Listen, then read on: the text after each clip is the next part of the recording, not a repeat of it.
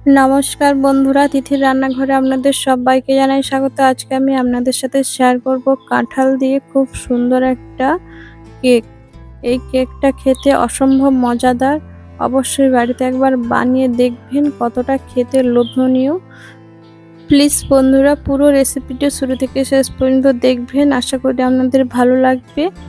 আর এই রেসিপিটা আপনাদের বাড়িতে যখনই পাকা কাঁঠাল হাতের সামনে থাকবে তখনই আপনারা বানাতে পারবেন। খেতে ভীষণই সুস্বাদু। আর এখানে আমি গাছ পাকা একটা কাঁঠাল নিয়েছি, আমাদের বাগানেরই কাঁঠাল। আর আমি আপনাদেরকে কাঁঠালটা কেটে দেখাচ্ছি, কারণ এটা একটা যতটা কাঁঠালের কোষ আমার লাগবে ততটাই কেটে নেব। পুরোটা কাটলে বন্ধুরা পুরো কোষগুলো নষ্ট হয়ে যায়, তাই যতটা সম্ভব কাঁঠালের কোষটা লাগবে ততটাই আমি কেটে নেব। এইভাবে কেটে নিলে কি হয়, আপনারা কাঁঠালটা 2-3 দিন ধরে রেখে খেতে পারবেন। আর পুরোটা কেটে দিলে কোষগুলো নষ্ট হয়ে যায়, আর ফ্রিজে রাখলেও অতটা স্বাদ লাগে না।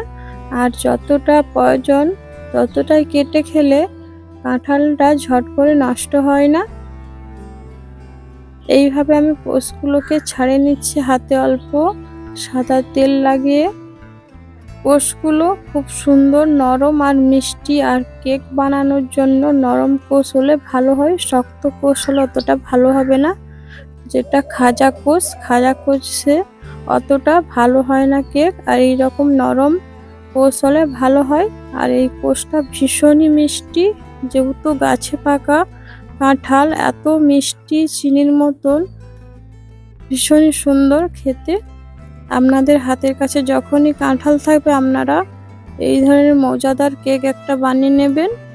আর যারা কাঁঠাল খেতে পছন্দ করে না তারাও ভীষণই পছন্দ করবে, ভীষণই লোভনীয় এই কেকটা। আর আমি এই কাঁঠালটার ভেতরে যে নোংরাগুলো থাকে সেগুলো বীজের গায়ে পরিষ্কার করে নিতে হবে, তাহলে দেখবেন কাঁঠাল খেলে যে অসুবিধাগুলো হয় সেগুলো আর হবে না। কাঁঠালটা ভালো করে ভেতরে বীজের সাইডে যে অংশগুলো থাকে সাদা লাল ধরনের, সেগুলো ভালো করে পরিষ্কার করে নিতে হবে। আমি এতগুলো কোষ নিয়েছি, এতগুলো লাগবে না, আমার 4-5টে কোষ হলে হয়ে যাবে। এখানে আমি নিয়ে নিয়েছি চিনি 100 গ্রাম, আর কাঁঠাল নিয়েছি 4-5টা গ্রেট করে। এর কাঠটা আমি ভালো করে বের করে নিয়েছি, এর মধ্যে কোনো নালস নেই। আর নিয়েছি ডিম একটা, সাদা তেল নিয়েছি, একটা পাউডার দুধ নিয়েছি, আর এই দেখুন আটা। এটা ঘরে বানাই যে আমরা রুটি, সেই রুটির আটা দিয়ে আজকে আমি কেকটা বানাবো। আপনারা চাইলে রুল ময়দা দিয়ে বানাতে পারবেন।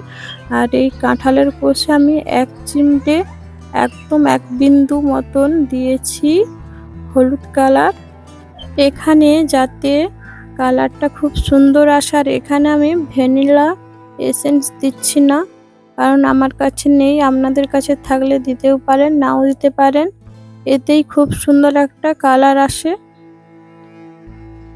আর এখানে একটা ডিম নিয়েছি, আপনারা ডিমটা স্কিপও করতে পারেন, ডিমের বদলে সোডা দিয়ে বানিয়ে নিলে তাতেও ফলবে। আমি দিচ্ছি কারণ খুব সুন্দর ডিমটা দেওয়ার কারণে ভিতরটা স্পঞ্জি করে।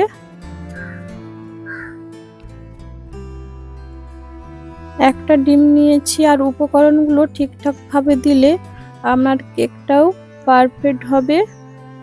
যারা প্রথম বানাচ্ছেন অবশ্যই এই রেসিপিটা দেখে একবার বাড়িতে বানাবেন। ডিমটা প্রথমে ভালো করে ফেটে নিচ্ছি, আর এই ডিমে আমি দিয়ে দেব চিনিটাও দিয়ে একসাথে ফেটে নেব। চিনিটা আমি পাউডার করিনি, আপনারা চাইলে পাউডার করে নিতে পারেন। এখানে আমি 100 গ্রামের কম নিয়েছি চিনি, যেহেতু আমার কাঁঠালটা ভালোই মিষ্টি, আপনারা আপনাদের মতন মিষ্টিটা দেখে দেবেন। ভালো করে চিনি আর ডিমটা ফেটে নেব। এখানে চিনিটা পাউডার করে নিলে ভালো হয়, চট করে একসাথে সবকিছু সেট হয়ে যায়। আর আমি এতে গোটা দানা চিনি দিয়েই খুব সুন্দর করে ফেটে নিচ্ছি। এতে আপনারা ডিমটা বাদে সোডা দিয়েই বানাবেন, তাতেও কিন্তু স্পঞ্জি হবে আর ফুলবে। অবশ্যই একবার বাড়িতে বানাবেন এই অসাধারণ মজাদার কাঁঠাল কেক। খেতে যে এতটাই ভালো হবে বোঝাই যায় না। খুব সুন্দর টেস্টি খেতে, আর ডিমটা দেওয়ার কারণে খুব সুন্দর স্পঞ্জি হয়েছে। আর ডিমের যে গন্ধটা থাকে সেটাও এতে পাওয়া যায় না। তার মূল কারণ আমি আপনাদেরকে অবশ্যই শেয়ার করছি। ডিমটা ভালো করে ফেটিয়ে নিতে হবে। ডিমটা এত সুন্দর ফেটিয়ে নিয়েছি, দেখুন ফেনা ফেনা উঠে এসেছে সাদাভাবে। এত সুন্দর চিনির সাথে ডিমটা ফেটিয়ে নিয়েছি। আর এখানে একদম সামান্য পরিমাণে লবণ দিয়ে দিয়েছি। এইভাবেই উপকরণ দিয়ে ফেটিয়ে নিচ্ছি। আর ডিমটা খুব সুন্দর, দেখুন খুব সুন্দর ডিমটা ফেটিয়ে নিয়েছি। এইভাবে উপকরণ দেব আর ফেটাতে থাকবো যাতে করে কেকটা মজাদার সফট হবে। প্রথমে কেক বানালে এইভাবে আপনার কেকটা অবশ্যই ভেতরে জালিদার এবং সব মুখে দিলেই মিলিয়ে যাবে। অবশ্যই একবার বানাবেন এইভাবেই। আর এখানে আমি তেল নিয়েছি, সাদা তেল। এখানে তেলটা আমি দিচ্ছি হাফ বাটি মতো নিয়েছিলাম, দিয়ে দিয়েছি 4 চামচের 7 চামচ মতন। এখানে প্রায় আমি 50 গ্রাম মতন তেল দিয়েছি। ভালো করে তেলটা দিয়েও ফেটে নিচ্ছি। তেলটা দিয়ে ভালো করে ফেটে নিচ্ছি, কারণ ডিমের মধ্যে যে গন্ধটা থাকে সেটা অনেকেই পছন্দ করেন না, আমারও খুব একটা পছন্দ হয় না। তাই এইভাবে ফেটিয়ে কেক বানালে কিন্তু কেকে যে গন্ধটা থাকে সেটা পাবেন না। আর এখানে দিয়ে দিচ্ছি গুঁড়ো দুধ। গুঁড়ো দুধটা দেওয়ার কারণে এই কেকটা মজাদার একটা সফট একটা সেন্ট আনে, ওর টেস্টটা ভীষণই ভালো লাগে। অবশ্যই গুঁড়ো দুধটা দেওয়ার চেষ্টা করবেন। গরুর দুধে যতটা না টেস্ট আনে গুঁড়ো দুধে তার দ্বিগুণ টেস্টটা আনে কেকে। আর এখানে যে আমি কাঁঠালের কাতটা নিয়েছিলাম দিয়ে দিলাম। এখানে আমি 4 থেকে 5 চামচ মতন কাত নিয়েছি। যে কোনো কেক বানাতে হলে মূল উপকরণগুলো ঠিকভাবে দিতে হবে, তাহলে সফট কেক আপনাদের পারফেক্ট হবেই। ভালো করে আমি কাতটা দিয়ে ফেটিয়ে নিচ্ছি। সব কিছু উপকরণ দিচ্ছি আর ফেটাচ্ছি। ফেটাটা যেভাবেই হোক না কেন ফেটাতে হবে ভালো করে, যাতে করে কেকটা খুব সুন্দর সফট হয়। তার জন্য অবশ্যই ব্যাটারটা ফেটে নিতে হবে। এখানে আমি বেকিং পাউডার আর বেকিং সোডা দিচ্ছি। বেকিং পাউডার হাফ চামচ মতন দিচ্ছি।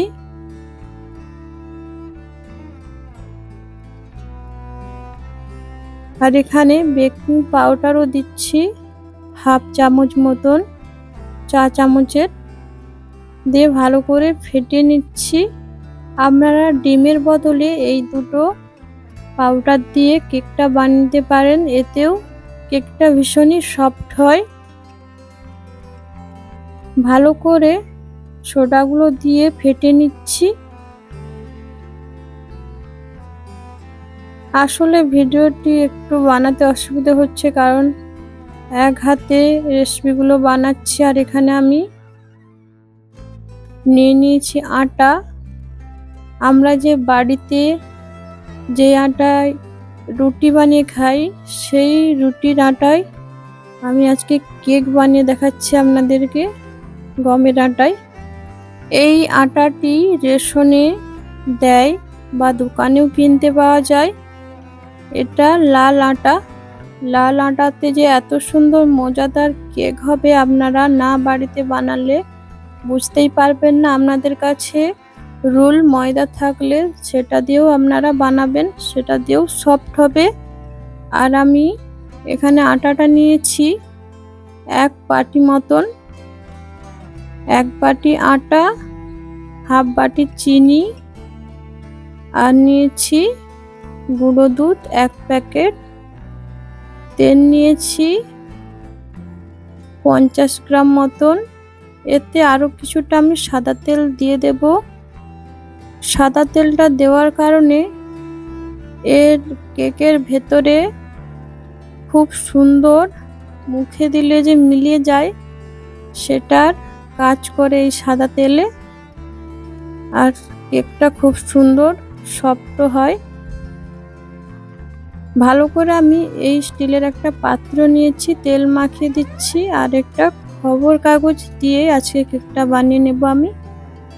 এটা যে কোনো কাগজ বা কলা পাতা বসালেই কেকটা রেডি হয়ে যাবে।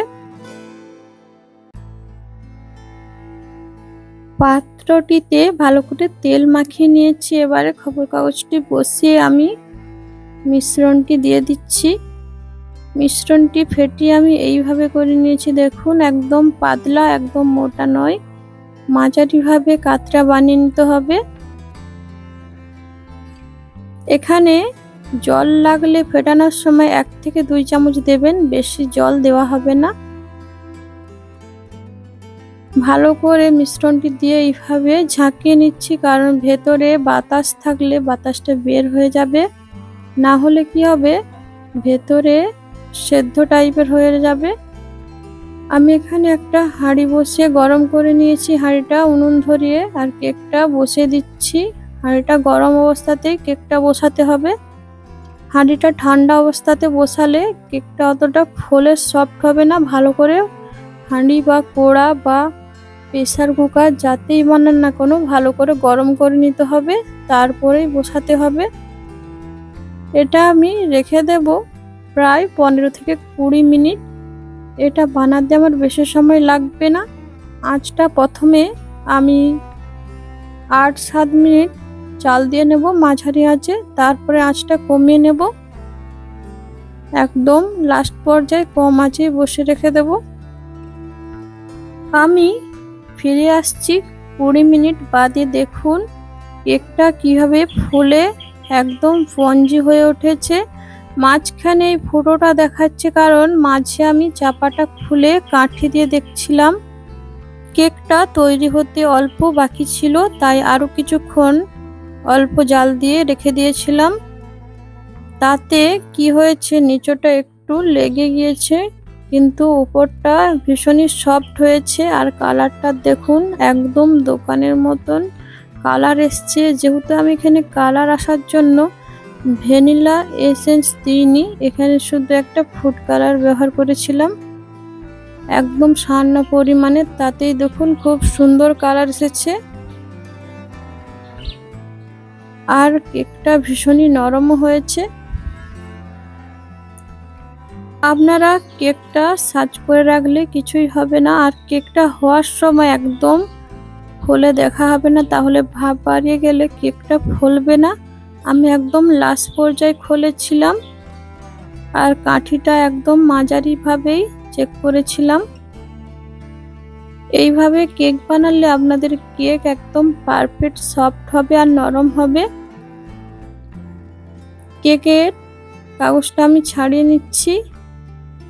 নিচটা একটু অল্প জাল দেওয়ার কারণে একটু কালার এসেছে, এইখানটা একটু চেঁচে ফেলে দেব।